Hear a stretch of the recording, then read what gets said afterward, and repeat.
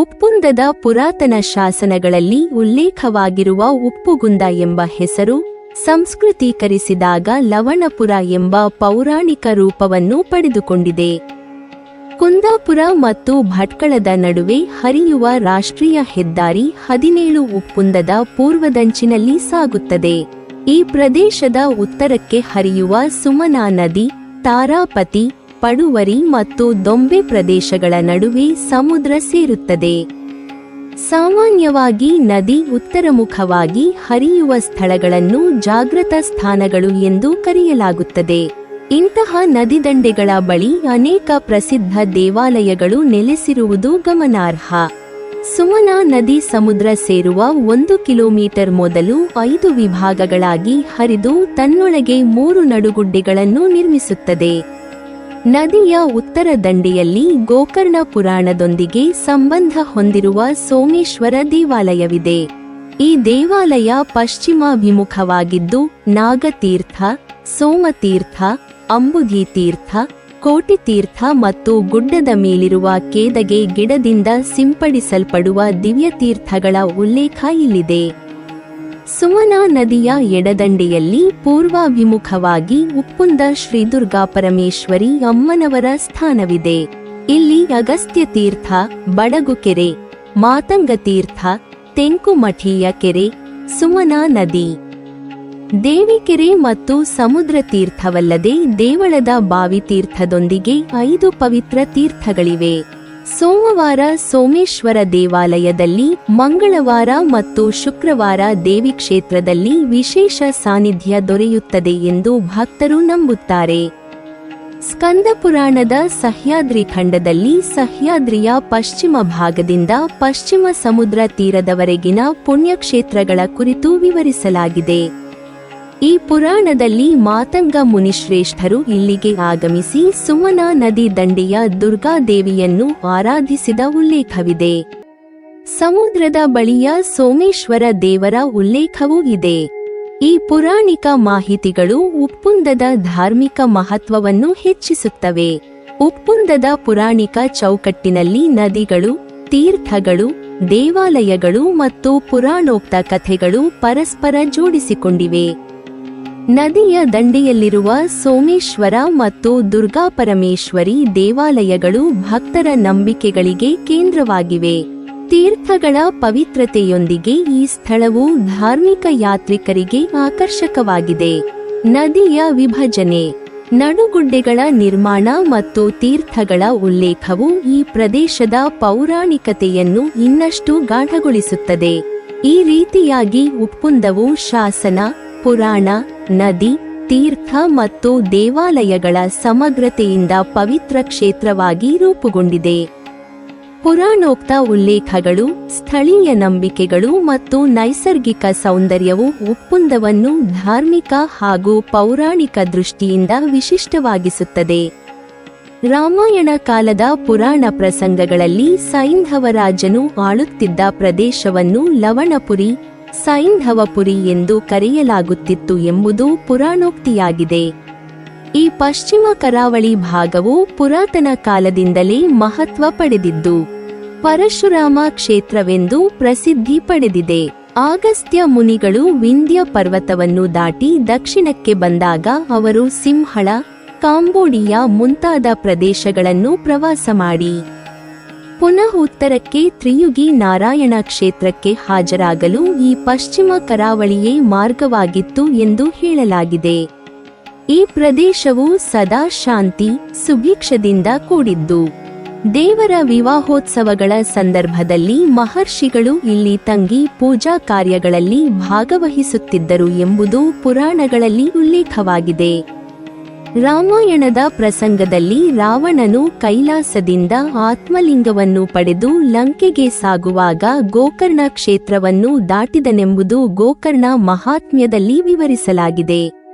ಈ ಪಶ್ಚಿಮ ಕರಾವಳಿ ಮಾರ್ಗವು ದೇವತೆಗಳಿಗೂ ದೈತ್ಯರಿಗೂ ಮಹರ್ಷಿಗಳಿಗೂ ಸಮಾನವಾಗಿ ಪವಿತ್ರವಾಗಿದ್ದು ಅದನ್ನು ಬಳಸಿಕೊಂಡು ಅನೇಕ ಪುರಾಣ ಪ್ರಸಂಗಗಳು ನಡೆದಿವೆ. ಗೋಕರ್ಣ ಕ್ಷೇತ್ರವು ಶಿವನ ಮಹಿಮೆಯಿಂದ ಪ್ರಸಿದ್ಧಿ ಪಡೆದಿದ್ದು ಆತ್ಮಲಿಂಗದ ಕಥೆಯು ಈ ಪ್ರದೇಶದ ಪಾವಿತ್ರ್ಯವನ್ನು ಇನ್ನಷ್ಟು ಹೆಚ್ಚಿಸಿದೆ. ಸ್ಕಂದ ಪುರಾಣದಲ್ಲಿ ಮಾಘ ಮಾಸದಲ್ಲಿ ಸೂರ್ಯೋದಯಕ್ಕೂ ಮುಂಚೆ ಸುಮನಾ ನದಿಯಲ್ಲಿ ಸ್ನಾನ ಮಾಡಿ ಭಾಸ್ಕರನಿಗೆ ನೈವೇದ್ಯ ಅರ್ಪಿಸಿ ಆರಾಧಿಸಿದರೆ ಅಪಾರ ಪುಣ್ಯ ಫಲ ದೊರೆಯುತ್ತದೆ ಎಂದು ಹೇಳಲಾಗಿದೆ. ಈ ಕಾರಣದಿಂದಲೇ ಸುಮನಾ ನದಿ ಸಂಗಮವನ್ನು ಭಾಸ್ಕರ ಕ್ಷೇತ್ರ ಎಂದು ಕರೆಯಲಾಗುತ್ತದೆ. ಸಮುದ್ರವನ್ನು ಸೇರುವ ಸುಮನಾ ನದಿ ಸಂಗಮವು ಅತ್ಯಂತ ಪವಿತ್ರ ತೀರ್ಥವೆಂದು ಪರಿಗಣಿಸಲ್ಪಟ್ಟಿದೆ. ಇಲ್ಲಿ ಸ್ನಾನ, ಜಪ, ಹೋಮ, ದಾನ, ತಪಸ್ಸು ಮಾಡಿದರೆ ಅಕ್ಷಯ ಪುಣ್ಯ ಫಲ ದೊರೆಯುತ್ತದೆ ಎಂಬುದು ಪುರಾಣೋಕ್ತಿ. ಗೋಕರ್ಣದಂತೆಯೇ ಈ ಕ್ಷೇತ್ರವು ಭಕ್ತರಿಗೆ ಮೋಕ್ಷಪ್ರದ ಕ್ಷೇತ್ರವೆಂದು ಪ್ರಸಿದ್ಧಿ ಪಡೆದಿದೆ. ಈ ಪಶ್ಚಿಮ ಕರಾವಳಿ ಭಾಗವು ಪುರಾಣಗಳಲ್ಲಿ ಅನೇಕ ಬಾರಿ ಉಲ್ಲೇಖವಾಗಿದ್ದು, ಪರಶುರಾಮನು ಸಮುದ್ರವನ್ನು ಹಿಂದಕ್ಕೆ ಸರಿಸಿ ಈ ಭೂಮಿಯನ್ನು ಸೃಷ್ಟಿಸಿದನೆಂಬ ಕಥೆಯು ಪರಶುರಾಮ ಕ್ಷೇತ್ರದ ಮಹತ್ವವನ್ನು ಸಾರುತ್ತದೆ. ಅಗಸ್ತ್ಯ ಮುನಿಗಳ ದಕ್ಷಿಣ ಪ್ರವಾಸ, ರಾವಣನ ಆತ್ಮಲಿಂಗ ಸಾಗರ, ಗೋಕರ್ಣ ಕ್ಷೇತ್ರದ ಮಹಾತ್ಮ್ಯ, ಸುಮನಾ ನದಿ ಸಂಗಮದ ಪಾವಿತ್ರ್ಯ ಇವೆಲ್ಲವೂ ಸೇರಿ ಈ ಕರಾವಳಿಯನ್ನು ಪುರಾಣಗಳಲ್ಲಿ ಅತ್ಯಂತ ಪವಿತ್ರ ಕ್ಷೇತ್ರವೆಂದು ಗುರುತಿಸಲಾಗಿದೆ. ಈ ಪ್ರದೇಶವು ದೇವತೆಗಳ ಆರಾಧನೆ, ಮಹರ್ಷಿಗಳ ತಪಸ್ಸು, ಭಕ್ತರ ಭಕ್ತಿ, ದೈವಿ ಪ್ರಸಂಗಗಳ ಕೇಂದ್ರವಾಗಿದ್ದು ಪುರಾಣಗಳಲ್ಲಿ ಶಾಶ್ವತವಾಗಿ ಉಳಿದಿದೆ. ಇಂತಹ ಪುರಾಣ ಪ್ರಸಂಗಗಳು ಪಶ್ಚಿಮ ಕರಾವಳಿಯ ಆಧ್ಯಾತ್ಮಿಕ ಮಹತ್ವವನ್ನು ಸಾರುತ್ತವೆ. ಗೋಕರ್ಣ, ಭಾಸ್ಕರ ಕ್ಷೇತ್ರ, ಪರಶುರಾಮ ಕ್ಷೇತ್ರ, ಸೈಂಧವಪುರಿ ಇವೆಲ್ಲವೂ ಪುರಾಣಗಳಲ್ಲಿ ಉಲ್ಲೇಖಗೊಂಡು ಭಕ್ತರ ಮನಸ್ಸಿನಲ್ಲಿ ಶಾಶ್ವತ ಸ್ಥಾನ ಪಡೆದಿವೆ. ಈ ಪವಿತ್ರ ಕ್ಷೇತ್ರಗಳು ಇಂದಿಗೂ ಭಕ್ತರ ಆರಾಧನೆಗೆ, ಯಾತ್ರೆಗೆ, ತೀರ್ಥ ಸ್ನಾನಕ್ಕೆ, ಧ್ಯಾನಕ್ಕೆ, ತಪಸ್ಸಿಗೆ ಕೇಂದ್ರವಾಗಿವೆ. ಪುರಾಣಗಳಲ್ಲಿ ಉಲ್ಲೇಖವಾದ ಈ ಪಶ್ಚಿಮ ಕರಾವಳಿ ಭಾಗವು ಭಾರತೀಯ ಆಧ್ಯಾತ್ಮಿಕ ಪರಂಪರೆಯ ಅಮೂಲ್ಯ ಸಂಪತ್ತಾಗಿದೆ. ಮಾರ್ಕಾಂಡೇಯ ಪುರಾಣವು ಜಂಬೂದ್ವೀಪವನ್ನು ಕೂರ್ಮರೂಪದಲ್ಲಿ ಪೂರ್ವಮುಖವಾಗಿ ನಿಂತಿರುವ ಮಹಾವಿಷ್ಣುವಿನ ಅಂಗಾಂಗಗಳಲ್ಲಿ ನೆಲೆಸಿದೆ ಎಂದು ವಿವರಿಸುತ್ತದೆ. ಈ ಕೂರ್ಮಚಕ್ರದ ಪ್ರತಿ ಅಂಗದಲ್ಲಿ ವಿಭಿನ್ನ ಜನಪದಗಳು ವಾಸಿಸುತ್ತವೆ ಎಂಬುದನ್ನು ಪುರಾಣವು ಸೂಚಿಸುತ್ತದೆ. ಕ್ರಿ. ಶ. 3ನೇ ಶತಮಾನಕ್ಕಿಂತ ಹಿಂದಿನ ಕಾಲಕ್ಕೆ ಈ ಪುರಾಣವನ್ನು ನಿರ್ಣಯಿಸಲಾಗಿದ್ದು, ಅದರಲ್ಲಿ ಪಶ್ಚಿಮ ಕರಾವಳಿಯ ಭಾಗವನ್ನು ಶಾಂತಿಕಾ ಪ್ರದೇಶವೆಂದು ಗುರುತಿಸಲಾಗಿದೆ. ಪುರಾಣದ ಶ್ಲೋಕದಲ್ಲಿ ಅಪರಾಂತಿಕಾ ಹೈಹಯಾಶ್ಚ ಶಾಂತಿಕಾ ವಿಪ್ರಶಸಕ್ತ ಕೊಂಕಣ ಪಂಚನದಕ ವಾಮನ ಹೈವರಾಸ್ತತಾ ಎಂದು ಉಲ್ಲೇಖವಿದೆ. ಇದರಲ್ಲಿ ಅಪರಾಂತಿಕಾ ಎಂದರೆ ಉತ್ತರ ಕೊಂಕಣ, ಅದು ಮಹಾರಾಷ್ಟ್ರದ ಕರಾವಳಿಯಾಗಿದೆ. ಕೊಂಕಣ ಎಂದರೆ ಇಂದಿನ ಗೋವಾ ಪ್ರದೇಶ. ಹೈವ ಎಂದರೆ ಹೈಗ, ಅದು ಇಂದಿನ ಉತ್ತರ ಕನ್ನಡ ಪ್ರದೇಶವಾಗಿದೆ. ಈ ಪ್ರದೇಶಗಳ ಜನಪದಗಳು ಪುರಾಣದಲ್ಲಿ ವಿಶಿಷ್ಟವಾಗಿ ಗುರುತಿಸಲ್ಪಟ್ಟಿವೆ. ಶಾಸನಗಳಲ್ಲಿ ಉಪ್ಪುಂದ ದುರ್ಗೆಯನ್ನು ಶಾಂತಿಕಾ ದುರ್ಗಾಪರಮೇಶ್ವರಿ ಎಂದು ಉಲ್ಲೇಖಿಸಲಾಗಿದೆ. ಇದು ಶಾಂತಿಕಾ ಪ್ರದೇಶದ ಮಹತ್ವವನ್ನು ತೋರಿಸುತ್ತದೆ. ಒಟ್ಟಾರೆ ಈ ಕರಾವಳಿ ಭಾಗವನ್ನು ತಿಗರ್ತ ರಾಜ್ಯ ಎಂದು, ತ್ರಿಗರ್ತ ದ್ರಾವಿಡ ರಾಜ್ಯ ಎಂದು ಕರೆಯಲಾಗಿದೆ. ತಿಗರ್ತ ಎಂಬುದು ಪುರಾತನ ದಕ್ಷಿಣ ಭಾರತದ ಕರಾವಳಿ ಪ್ರದೇಶಗಳಿಗೆ ಸಂಬಂಧಿಸಿದ ಹೆಸರು. ಈ ಪ್ರದೇಶವು ಪುರಾಣಗಳಲ್ಲಿ ಮಾತ್ರವಲ್ಲ, ಶಾಸನಗಳಲ್ಲಿ, ಸ್ಥಳೀಯ ದೇವಾಲಯಗಳ ಪುರಾಣಗಳಲ್ಲಿ, ಜನಪದ ಕಥೆಗಳಲ್ಲಿ ಸಹ ಪ್ರಸಿದ್ಧವಾಗಿದೆ. ಶಾಂತಿಕಾ ಪ್ರದೇಶವು ಸಮುದ್ರ ತೀರದ ವ್ಯಾಪಾರ, ಸಾಗರ ಮಾರ್ಗದ ಸಂಸ್ಕೃತಿ, ದೇವಾಲಯಗಳ ಪರಂಪರೆ ಹಾಗೂ ದ್ರಾವಿಡ ಜನಾಂಗದ ಪುರಾತನ ನೆಲೆಗಳೊಂದಿಗೆ ಸಂಬಂಧಿಸಿದೆ. ಮಾರ್ಕಾಂಡೇಯ ಪುರಾಣದ ಈ ವಿವರಣೆಗಳು ಕೇವಲ ಭೌಗೋಳಿಕ ಗುರುತುಗಳಲ್ಲ, ಅವು ಆ ಕಾಲದ ಸಮಾಜದ ಧಾರ್ಮಿಕ, ಸಾಂಸ್ಕೃತಿಕ, ರಾಜಕೀಯ ಸ್ಥಿತಿಗತಿಗಳನ್ನು ಪ್ರತಿಬಿಂಬಿಸುತ್ತವೆ. ಅಪರಾಂತಿಕ, ಕೊಂಕಣ, ಹೈವ ಪ್ರದೇಶಗಳು ಸಮುದ್ರ ತೀರದ ವ್ಯಾಪಾರ ಕೇಂದ್ರಗಳಾಗಿದ್ದು, ಅವುಗಳಲ್ಲಿ ಬ್ರಾಹ್ಮಣರು, ವ್ಯಾಪಾರಿಗಳು, ಸ್ಥಳೀಯ ಜನಾಂಗಗಳು ಸೇರಿ ವಾಸಿಸುತ್ತಿದ್ದರು. ವಿಪ್ರಶಸಕ್ತ ಎಂಬ ಪದವು ಬ್ರಾಹ್ಮಣರ ಪ್ರಾಬಲ್ಯವನ್ನು ಸೂಚಿಸುತ್ತದೆ. ಶಾಂತಿಕಾ ಪ್ರದೇಶವು ದುರ್ಗಾ ಪರಮೇಶ್ವರಿ ಆರಾಧನೆಯಿಂದ ಪ್ರಸಿದ್ಧವಾಗಿದ್ದು, ಉಪ್ಪುಂದ ದುರ್ಗೆಯ ಶಾಸನಗಳು ಅದಕ್ಕೆ ಸಾಕ್ಷಿಯಾಗಿವೆ. ಈ ಪ್ರದೇಶದಲ್ಲಿ ಶಕ್ತಿ ಪೂಜೆ, ದ್ರಾವಿಡ ಸಂಸ್ಕೃತಿ, ಸಾಗರ ತೀರದ ವ್ಯಾಪಾರ ಹಾಗೂ ಸ್ಥಳೀಯ ರಾಜವಂಶಗಳ ಪ್ರಭಾವ ಎಲ್ಲವೂ ಸೇರಿ ವಿಶಿಷ್ಟವಾದ ಸಂಸ್ಕೃತಿಯನ್ನು ರೂಪಿಸಿವೆ. ತ್ರಿಗರ್ತ ದ್ರಾವಿಡ ರಾಜ್ಯವೆಂಬ ಹೆಸರು ಈ ಪ್ರದೇಶದ ದ್ರಾವಿಡ ಮೂಲವನ್ನು ತೋರಿಸುತ್ತದೆ.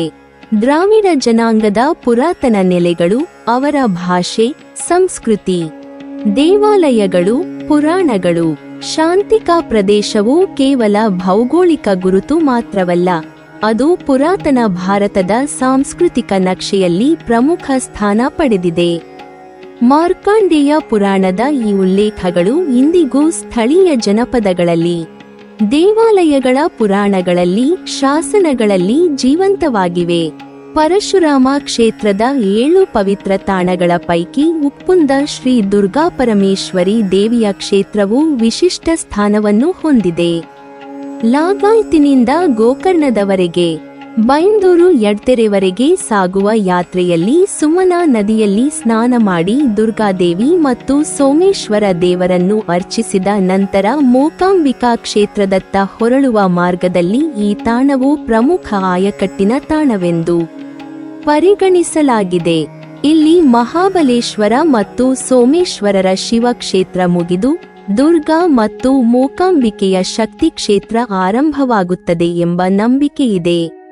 ಈ ಹಿಂದೆ ಕೊಲ್ಲೂರು ಉತ್ತರ ಮಾಗಣಿಯಲ್ಲಿರುವ ಉಪ್ಪುಂದ ದುರ್ಗೆ, ಕೆರ್ಗಾಲು ಭಗವತಿ ಸೇರಿದಂತೆ 5 ದುರ್ಗಾ ಕ್ಷೇತ್ರಗಳಿದ್ದವು ಎಂಬ ಹೇಳಿಕೆಗಳು ದೊರಕುತ್ತವೆ. ಕೊಲ್ಲೂರು ಮೂಕಾಂಬಿಕೆಯು ಉಪ್ಪುಂದ ಶ್ರೀ ದುರ್ಗಾಪರಮೇಶ್ವರಿ ದೇವಿಯೂ ಸಹೋದರಿ ಸಂಬಂಧ ಹೊಂದಿದ್ದಾರೆ ಎಂಬ ಪುರಾಣೋಕ್ತಿಯೂ ಜನಪ್ರಿಯವಾಗಿದೆ. ಈ ಕ್ಷೇತ್ರದಲ್ಲಿ ನಡೆಯುವ ಪೂಜಾ ವಿಧಾನಗಳು, ಸಂಪ್ರದಾಯಗಳು, ಆಚರಣೆಗಳು ಕೊಲ್ಲೂರಿನಂತೆಯೇ ಇರುವುದರಿಂದ ಭಕ್ತರಿಗೆ 2 ಕ್ಷೇತ್ರಗಳ ಅನುಭವ ಒಂದೇ ರೀತಿಯ ಭಾವನೆಯನ್ನು ನೀಡುತ್ತದೆ. ಪಶ್ಚಿಮ ಸಮುದ್ರದ ತಪ್ಪಲಿನಿಂದ ಬೆಟ್ಟದ ತಪ್ಪಲಿನವರೆಗೆ ವ್ಯಾಪಿಸಿರುವ ದೇವಿ ಕ್ಷೇತ್ರದ ಮಹಾತ್ಮ್ಯದಲ್ಲಿ ಉಪ್ಪುಂದ ಶ್ರೀ ದುರ್ಗಾದೇವಿಯ ಪಾತ್ರವು ಮಹತ್ವದ್ದಾಗಿದೆ. ಒಂದು ಸಮುದ್ರದ ತೀರದಲ್ಲಿ ಮೆರೆದರೆ ಇನ್ನೊಂದು ಪರ್ವತದ ಅಂಚಿನಲ್ಲಿ ತನ್ನ ಶಕ್ತಿಯನ್ನು ಪ್ರದರ್ಶಿಸುತ್ತದೆ. ದಕ್ಷಿಣ ಭಾರತದ ಮಲಯಾಳಿ ಭಕ್ತರು ಯಾತ್ರೆಗೆ ಬರುವಾಗ ಮೊದಲ ಸುತ್ತಾಗಿ ಕೆರ್ಗಾಲು ಭಗವತಿ ಮತ್ತು ಉಪ್ಪುಂದ ದುರ್ಗೆಯನ್ನು ಸಂದರ್ಶಿಸಿ ಮುಂದೆ ಕೊಲ್ಲೂರು ಮೂಕಾಂಬಿಕೆಯತ್ತ ಹೊರಳುವುದು ಸಂಪ್ರದಾಯವಾಗಿತ್ತು. ಕೊಲ್ಲೂರು ಯಾತ್ರೆಯ ಅವಿಭಾಜ್ಯ ಭಾಗವಾಗಿ ಉಪ್ಪುಂದ ದೇವಸ್ಥಾನದ ದರ್ಶನವೂ ಸೇರಿತ್ತು. ಈ 2 ದೇವಸ್ಥಾನಗಳಲ್ಲಿ ಬಂಗಾರದ ಶ್ರೀಚಕ್ರ ಯಂತ್ರದ ಸ್ಥಾಪನೆ ಕಂಡುಬರುತ್ತದೆ. ಶ್ರೀಚಕ್ರವು ಶಕ್ತಿಯ ಪರಮತತ್ವವನ್ನು ಪ್ರತಿನಿಧಿಸುವುದರಿಂದ ಭಕ್ತರಿಗೆ ವಿಶೇಷ ಆಧ್ಯಾತ್ಮಿಕ ಅನುಭವವನ್ನು ನೀಡುತ್ತದೆ. ಉಪ್ಪುಂದ ದುರ್ಗಾಪರಮೇಶ್ವರಿ ದೇವಿಯ ಕ್ಷೇತ್ರವು ಸಮುದ್ರದ ಹತ್ತಿರವಿರುವುದರಿಂದ ಇಲ್ಲಿ ನಡೆಯುವ ಉತ್ಸವಗಳು, ಜಾತ್ರೆಗಳು, ಸಂಪ್ರದಾಯಗಳು ಸಮುದ್ರದ ತೀರದ ಸಾಂಸ್ಕೃತಿಕ ವೈಶಿಷ್ಟ್ಯವನ್ನು ಪ್ರತಿಬಿಂಬಿಸುತ್ತವೆ. ಭಕ್ತರು ಸಮುದ್ರ ಸ್ನಾನ ಮಾಡಿ ದೇವಿಯ ದರ್ಶನ ಮಾಡುವುದನ್ನು ಶ್ರೇಷ್ಠವೆಂದು ಪರಿಗಣಿಸುತ್ತಾರೆ. ದೇವಿಯ ಆರಾಧನೆಗೆ ಸಂಬಂಧಿಸಿದಂತೆ ನಿತ್ಯ ಪೂಜೆ, ವಿಶೇಷ ಹೋಮ, ನವರಾತ್ರಿ ಉತ್ಸವ, ವಾರ್ಷಿಕ ಜಾತ್ರೆ ಮುಂತಾದವುಗಳು ಭಕ್ತರನ್ನು ಆಕರ್ಷಿಸುತ್ತವೆ. ಕೊಲ್ಲೂರು ಮೂಕಾಂಬಿಕೆಯು ಪರ್ವತದ ಅಂಚಿನಲ್ಲಿ ತನ್ನ ಶಕ್ತಿಯನ್ನು ಪ್ರದರ್ಶಿಸುವಂತೆಯೇ ಉಪ್ಪುಂದ ದುರ್ಗೆಯು ಸಮುದ್ರದ ತೀರದಲ್ಲಿ ತನ್ನ ಶಕ್ತಿಯನ್ನು ಮೆರೆದಿದೆ. ಈ 2 ಕ್ಷೇತ್ರಗಳ ನಡುವಿನ ಸಂಬಂಧವು ಶಕ್ತಿ ಪರಂಪರೆಯ ಏಕತೆಯನ್ನು ತೋರಿಸುತ್ತದೆ.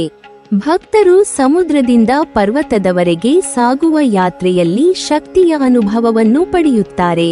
ಉಪ್ಪುಂದ ದುರ್ಗೆಯ ಮಹಾತ್ಮ್ಯವನ್ನು ವಿವರಿಸುವಾಗ ಇಲ್ಲಿ ದೇವಿಯು ಭಕ್ತರ ಕಷ್ಟಗಳನ್ನು ನಿವಾರಿಸಿ ಅವರ ಜೀವನದಲ್ಲಿ ಶಾಂತಿ, ಸಮೃದ್ಧಿ, ಧೈರ್ಯವನ್ನು ನೀಡುತ್ತಾಳೆ ಎಂಬ ನಂಬಿಕೆಯಿದೆ. ದೇವಿಯ ಆರಾಧನೆಗೆ ಸಂಬಂಧಿಸಿದಂತೆ ಭಕ್ತರು ತಮ್ಮ ಮನಸ್ಸಿನಲ್ಲಿರುವ ಸಂಕಟಗಳನ್ನು ನಿವಾರಿಸಲು ಪ್ರಾರ್ಥಿಸುತ್ತಾರೆ. ದೇವಿಯ ದರ್ಶನದಿಂದ ಭಕ್ತರಿಗೆ ಆಧ್ಯಾತ್ಮಿಕ ಶಕ್ತಿ ದೊರೆಯುತ್ತದೆ. ಈ ಕ್ಷೇತ್ರದ ಪುರಾಣೋಕ್ತಿಯ ಪ್ರಕಾರ ಉಪ್ಪುಂದ ದುರ್ಗೆಯು ಕೊಲ್ಲೂರು ಮೂಕಾಂಬಿಕೆಯ ಸಹೋದರಿಯಾಗಿರುವುದರಿಂದ ಭಕ್ತರು 2 ಕ್ಷೇತ್ರಗಳನ್ನು ಸಂದರ್ಶಿಸುವುದನ್ನು ಪೂರ್ಣ ಯಾತ್ರೆಯಾಗಿ ಪರಿಗಣಿಸುತ್ತಾರೆ. ಸಮುದ್ರದ ತೀರದಿಂದ ಪರ್ವತದ ಅಂಚಿನವರೆಗೆ ಸಾಗುವ ಈ ಯಾತ್ರೆಯು ಶಕ್ತಿ ಪರಂಪರೆಯ ಮಹತ್ವವನ್ನು ಪ್ರತಿಪಾದಿಸುತ್ತದೆ. ಇಂತಹ ಪವಿತ್ರ ಕ್ಷೇತ್ರಗಳ ಮಹಾತ್ಮ್ಯವನ್ನು ತಿಳಿದುಕೊಳ್ಳುವುದರಿಂದ ಭಕ್ತರಿಗೆ ಆಧ್ಯಾತ್ಮಿಕ ಅನುಭವ ಮಾತ್ರವಲ್ಲದೆ ಸಂಸ್ಕೃತಿಯ ವೈಭವವನ್ನು ಅರಿಯುವ ಅವಕಾಶವೂ ದೊರೆಯುತ್ತದೆ. ಉಪ್ಪುಂದ ದುರ್ಗೆಯು ತನ್ನ ವೈಶಿಷ್ಟ್ಯದಿಂದ ಭಕ್ತರ ಹೃದಯದಲ್ಲಿ ಶಾಶ್ವತ ಸ್ಥಾನವನ್ನು ಪಡೆದಿದೆ. ಉಪ್ಪುಂದ ಊರಿನ ಪುರಾಣವು ನದಿ, ಸಮುದ್ರ, ದೇವಿಕೆರೆ, ಹೊಂಗೆ ಗಿಡ, ಬಜೆ ಗಿಡ, ಮರಳು ಕೊಳ, ಆವು ಸೇರಿ ಅಮ್ಮನವರ ಮಹಿಮೆ ಮತ್ತು ಶಕ್ತಿಯ ಕಥೆಯನ್ನು ನಿರಂತರವಾಗಿ ಹರಡುತ್ತದೆ. ಈ ಊರಿನ ಜನರಿಗೆ ನದಿ ನೀರಿನ ಹರಿವು ಎಂದೆಂದೂ ಭತ್ತದ ಚೈತನ್ಯದ ಸೆಲೆಯಾಗಿದ್ದು, ಕೃಷಿ, ಜೀವನೋಪಾಯ, ಸಂಸ್ಕೃತಿ ಎಲ್ಲವೂ ಅದರಿಂದಲೇ ಪೋಷಿತವಾಗಿವೆ. ಉಪ್ಪುಂದವು ಸಮುದ್ರ ದಂಡೆಯನ್ನು ಮತ್ತು ಸುಮನಾ ನದಿಯನ್ನು ತನ್ನ ಎರಡು ಬದಿಯ ಗಡಿರೇಖೆಯಂತೆ ಹೊಂದಿರುವುದರಿಂದ ಈ ಊರಿನ ಭೌಗೋಳಿಕ ಸ್ಥಿತಿ ಅಮ್ಮನವರ ಪುರಾಣಕ್ಕೆ ವಿಶೇಷವಾದ ಹಿನ್ನೆಲೆಯನ್ನು ನೀಡುತ್ತದೆ. ಅಮ್ಮನವರ ತೊಪ್ಪಲು ಪ್ರದೇಶದಲ್ಲಿ ದೇವಿಕೆರೆಯನ್ನು ಮೂಲಸ್ಥಳವೆಂದು ನಂಬುತ್ತಾರೆ. ಈ ಕಾರಣದಿಂದಲೇ ಅಮ್ಮನವರನ್ನು ಜಲದುರ್ಗೆ, ಜಯದುರ್ಗೆ, ಶಾಂತಿಕಾ ದುರ್ಗೆ, ಮಹಾಲಕ್ಷ್ಮಿ, ಮಹಾಕಾಳಿ, ಮಹಾಸರಸ್ವತಿ ಎಂಬ ನಾನಾ ರೂಪಗಳಲ್ಲಿ ಕರೆಯುತ್ತಾರೆ. ಈ ಹೆಸರುಗಳು ಅಮ್ಮನವರ ಶಕ್ತಿ, ಕರುಣೆ, ಜ್ಞಾನ, ಸಮೃದ್ಧಿ, ರಕ್ಷಣಾ ಶಕ್ತಿ ಅವನ್ನು ಪ್ರತಿಬಿಂಬಿಸುತ್ತವೆ. ದೇವಸ್ಥಾನದಲ್ಲಿ ಲಾಗಾಯತಿನಿಂದಲೂ ಪೂಜಿಸಲ್ಪಡುವ ಅಲಂಕಾರ ಮೂರ್ತಿಗೆ 8 ಕೈಗಳಿದ್ದು 6 ಆಯುಧಗಳನ್ನು ಹಿಡಿದಿರುವುದು ಅಮ್ಮನವರ ಶೌರ್ಯವನ್ನು ತೋರಿಸುತ್ತದೆ. ಶಂಖವು ಶಬ್ದಶಕ್ತಿಯ ಸಂಕೇತ, ಚಕ್ರವು ಕಾಲಚಕ್ರದ ನಿಯಂತ್ರಣ, ಬಿಲ್ಲು ಮತ್ತು ಬಾಣವು ಧರ್ಮರಕ್ಷಣೆಯ ಸಾಧನ, ಖಡ್ಗವು ದುಷ್ಟನಿಗ್ರಹದ ಸಂಕೇತ, ತ್ರಿಶೂಲವು ತ್ರಿಗುಣಗಳ ನಿಯಂತ್ರಣದ ಪ್ರತೀಕ.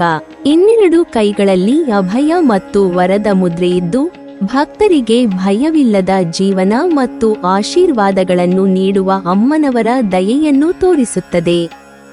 ಉಪ್ಪುಂದ ಕಡಲ ತೀರದಲ್ಲಿ ಅಮ್ಮನವರು ಮೊದಲು ಉದ್ಭವಿಸಿದಳು ಎಂಬ ದೇವಿಕೆರೆಯ ಪುರಾಣವು ಅತ್ಯಂತ ಪವಿತ್ರವಾಗಿದೆ.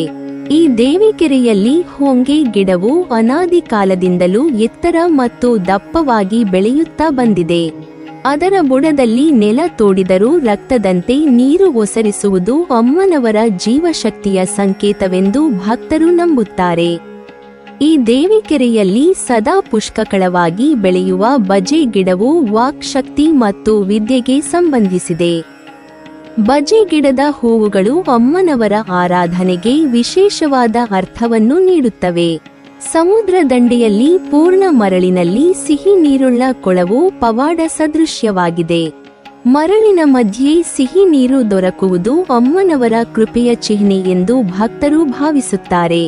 ಈ ಕೊಳವು ಊರಿನ ಜನರಿಗೆ ಶುದ್ಧ ನೀರಿನ ಮೂಲವಾಗಿದ್ದು ಅಮ್ಮನವರ ಪವಿತ್ರತೆಯ ಸಾಕ್ಷಿಯಾಗಿದೆ. ಈ ಪುರಾಣವು ಕೇವಲ ಸ್ಥಳೀಯ ಕಥೆಯಲ್ಲ, ಅದು ಶಕ್ತಿ, ಭಕ್ತಿ, ಪ್ರಕೃತಿ ಅವನ್ನು ಒಂದೇ ಜಾಲದಲ್ಲಿ ಕಟ್ಟುವ ಮಹಾನ್ ಸಂಸ್ಕೃತಿಯ ಪ್ರತೀಕವಾಗಿದೆ. ಉಪ್ಪುಂದದ ಅಮ್ಮನವರ ಪುರಾಣವು ಜನರ ಜೀವನದಲ್ಲಿ ಧರ್ಮ, ಸಂಸ್ಕೃತಿ, ಪ್ರಕೃತಿ ಅವನ್ನು ಸಮನ್ವಯಗೊಳಿಸುವ ಶಕ್ತಿಯಾಗಿದೆ. ಅಮ್ಮನವರ ಆರಾಧನೆಗೆ ಸಂಬಂಧಿಸಿದ ಪ್ರತಿಯೊಂದು ಆಚರಣೆ, ಪ್ರತಿಯೊಂದು ಹಬ್ಬ, ಪ್ರತಿಯೊಂದು ಕಥೆ ಅವು ಜನರ ಮನಸ್ಸಿನಲ್ಲಿ ಭಕ್ತಿ ಮತ್ತು ಶ್ರದ್ಧೆಯನ್ನು ಹೆಚ್ಚಿಸುತ್ತವೆ. ಈ ಪುರಾಣವನ್ನು ಕೇಳುವಾಗ ಅಮ್ಮನವರ ಶಕ್ತಿ ಕೇವಲ ದೇವಾಲಯದೊಳಗೆ ಸೀಮಿತವಾಗಿಲ್ಲ, ಅದು ನದಿ, ಸಮುದ್ರ, ಗಿಡ, ಕೋಳ ಆದಲ್ಲಿ ಹರಡಿಕೊಂಡಿದೆ ಎಂಬುದನ್ನು ಅರಿಯಬಹುದು. ಉಪ್ಪುಂದದ ಜನರಿಗೆ ಅಮ್ಮನವರು ಕೇವಲ ದೇವತೆ ಅಲ್ಲ, ಅವರು ಜೀವನದ ಪ್ರತಿಯೊಂದು ಅಂಶದಲ್ಲಿ ನೆಲೆಸಿರುವ ಶಕ್ತಿ. ನೀವಿನ್ನೂ ನಮ್ಮ ಚಾನಲನ್ನು ಸಬ್ಸ್ಕ್ರೈಬ್ ಮಾಡಿಲ್ವಾ?